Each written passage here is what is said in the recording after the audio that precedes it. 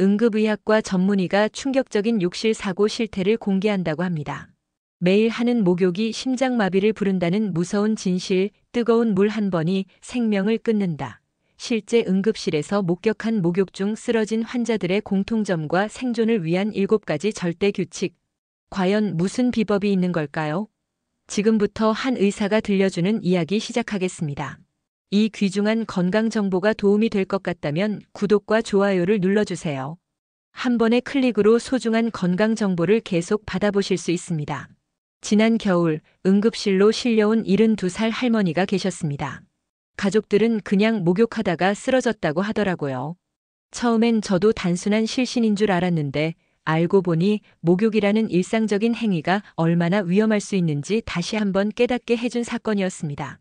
그래서 오늘은 목욕할 때 절대 놓치면 안 되는 위험 신호들과 올바른 목욕법에 대해 차근차근 설명해 드릴게요. 제가 응급실에서 직접 본 사례들을 바탕으로 말씀드릴 테니까 끝까지 집중해서 들어보시길 바랍니다. 지난달 제가 근무하던 날 밤 구급차 사이렌 소리와 함께 한 할아버지가 응급실로 실려왔습니다.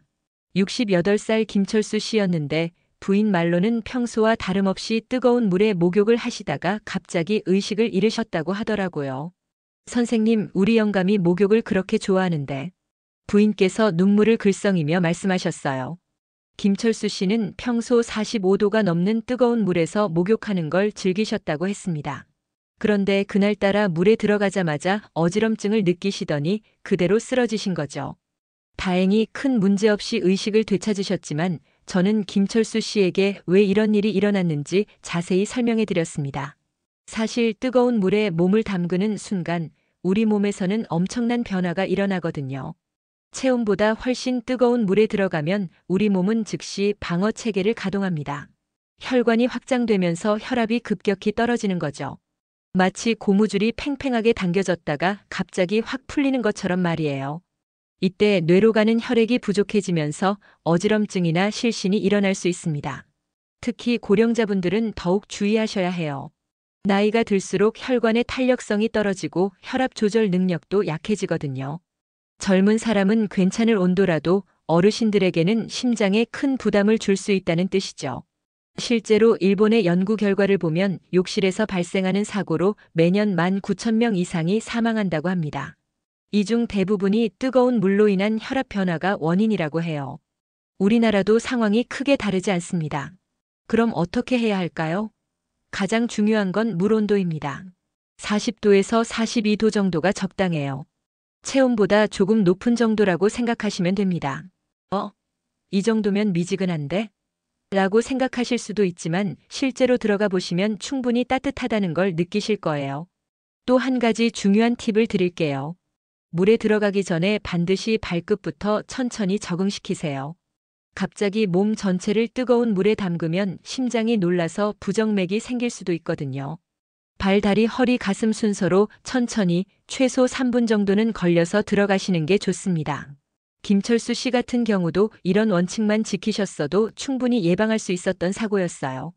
퇴원하실 때 부인께 이제부터는 물 온도부터 체크하고 천천히 들어가라고 당부드렸더니 나중에 고맙다는 인사까지 받았습니다.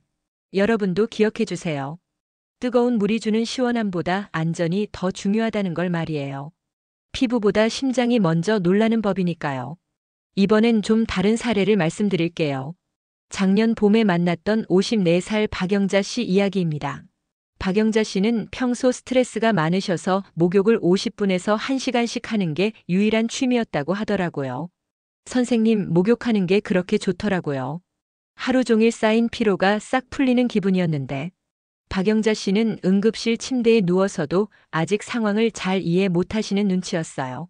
그날도 평소처럼 뜨거운 물에 몸을 담그고 1시간 가까이 있으셨대요.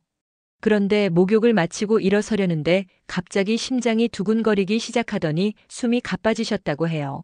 다행히 가족이 빨리 발견해서 응급실로 오셨지만 혈압이 90에 60까지 떨어져 있었거든요. 제가 박영자 씨께 설명해 드린 건 이거였어요. 30분 이상 뜨거운 물에 있으면 우리 몸에서는 마라톤을 뛰는 것과 비슷한 일이 일어난다는 거죠. 심장이 계속해서 빨리 뛰어야 하고 혈액순환을 유지하려고 애를 써야 하거든요. 생각해 보세요. 평소에 가만히 있을 때 심장이 분당 70번 정도 뛰는데 뜨거운 물에 있으면 100번에서 110번까지 올라갑니다. 이게 1시간 동안 계속되면 심장에 얼마나 부담이 될까요? 마치 심장이 계속 운동을 하고 있는 셈이에요. 더 문제가 되는 건 탈수입니다. 뜨거운 물에 오래 있으면 땀이 많이 나는데 우리는 그걸 잘 느끼지 못해요. 물에 둘러싸여 있으니까 땀이 나는 줄 모르는 거죠. 하지만 실제로는 체중의 2에서 3%까지 수분이 빠져나갈 수 있습니다. 60kg인 사람이라면 1.2kg, 즉 1200ml 정도의 수분을 잃는다는 뜻이에요. 이건 생각보다 엄청난 양입니다. 혈액이 진해지면서 심장이 더 열심히 일해야 하고 결국 심장에 무리가 오는 거죠. 실제로 연구 결과를 보면 40도의 물에서 30분 이상 있을 때 심박수가 평소보다 50% 이상 증가한다고 해요. 이는 중간 강도의 유산소 운동을 하는 것과 비슷한 수준입니다. 운동도 제대로 안 하시는 분이 갑자기 1시간 동안 운동을 한다고 생각해 보세요. 얼마나 힘들겠어요? 그래서 제가 박영자 씨께 권해드린 목욕 시간은 최대 20분이었습니다. 그것도 길다고 생각하실 수 있지만 실제로 20분이면 충분히 몸이 따뜻해지고 근육도 이완될 수 있어요. 만약 정말 오래 목욕을 즐기고 싶으시다면 중간에 한 번씩 나와서 쉬어주세요. 10분 목욕하고 5분 쉬고 다시 10분 목욕하고 쉬는 식으로 말이에요. 이렇게 하면 심장에 주는 부담을 크게 줄일 수 있습니다. 또 하나 중요한 건 목욕 중에도 수분 섭취를 해야 한다는 거예요. 물 속에 있는데 왜 물을 마셔? 라고 생각하실 수 있지만 목욕하면서 잃는 수분은 마시는 걸로만 보충할 수 있거든요. 박영자 씨는 이후로 목욕 시간을 15분으로 줄이고 중간에 물을 한 컵씩 마시는 습관을 들이셨어요. 몇 달 후에 전화를 주셔서 목욕 시간은 줄었지만 오히려 더 개운하다고 말씀해 주시더라고요. 기억하세요. 몸이 데워지는 게 아니라 심장이 익어가고 있다는 걸 말이에요. 적당한 시간에 목욕이 진짜 휴식을 주는 법입니다. 이번엔 조금 다른 각도에서 목욕의 위험성을 말씀드리겠습니다. 얼마 전 응급실에 오신 46살 이순희 씨의 이야기부터 시작할게요. 이순희 씨는 평소 건강 관리에 관심이 많으셔서 매일 저녁 식사 후에 목욕을 하는 습관이 있으셨다고 해요. 그런데 어느 날 저녁 평소처럼 밥을 드시고 바로 욕실로 향하셨는데 목욕 중에 갑자기 어지럼증과 함께 구토를 하셨다고 하더라고요.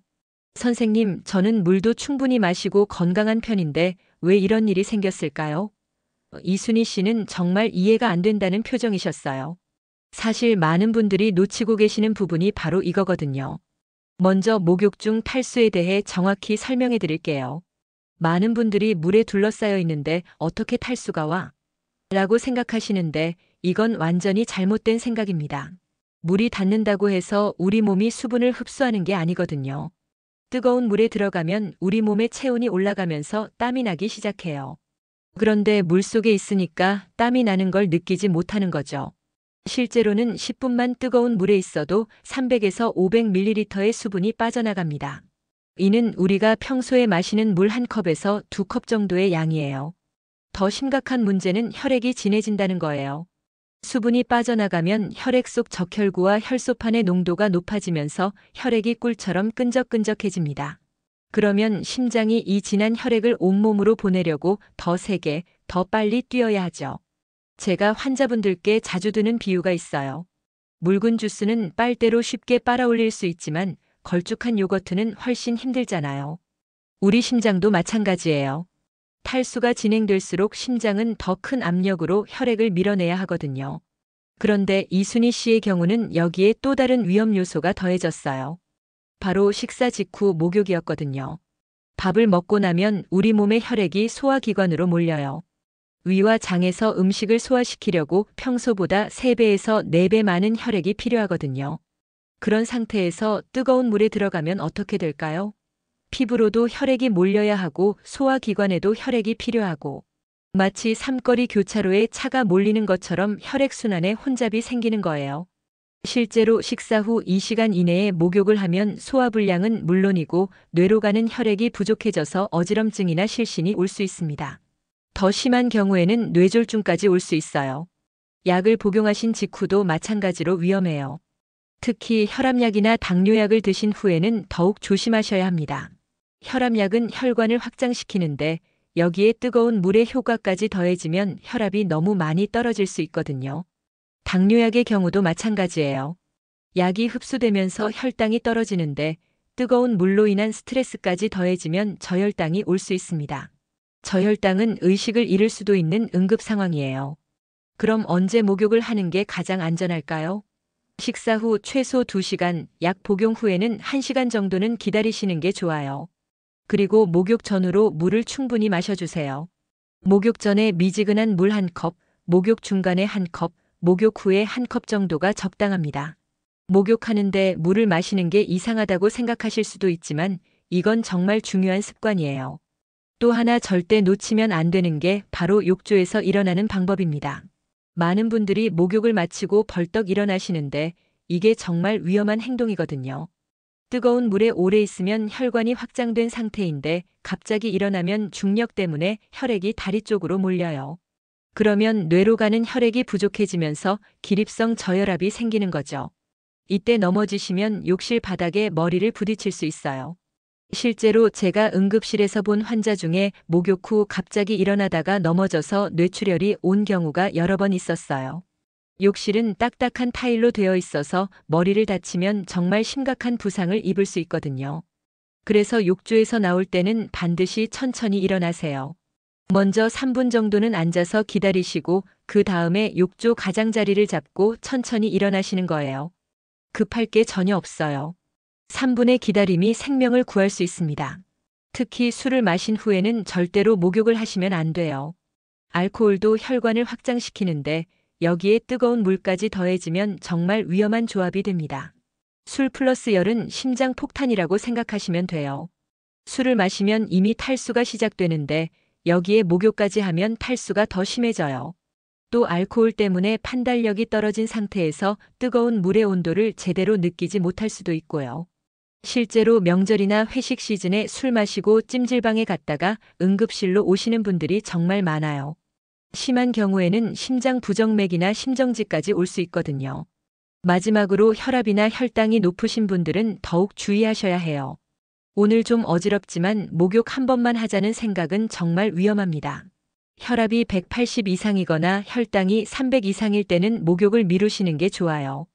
고혈압이나 당뇨 환자분들은 평소에도 혈관 상태가 좋지 않은데 여기에 뜨거운 물의 자극까지 더해지면 뇌출혈이나 심근경색 같은 응급 상황이 올 수 있거든요.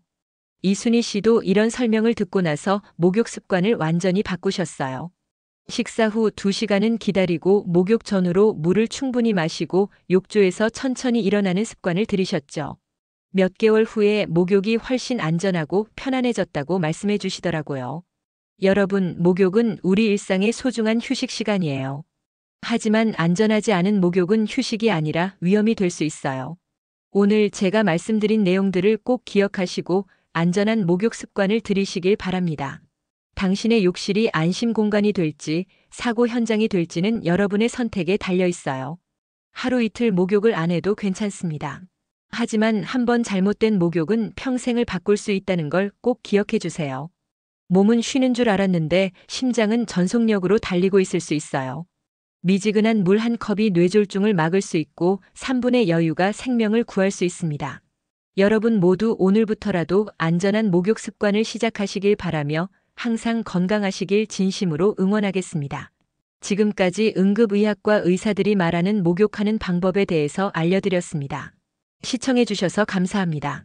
시니어 인포는 항상 좋은 정보를 찾아오겠습니다.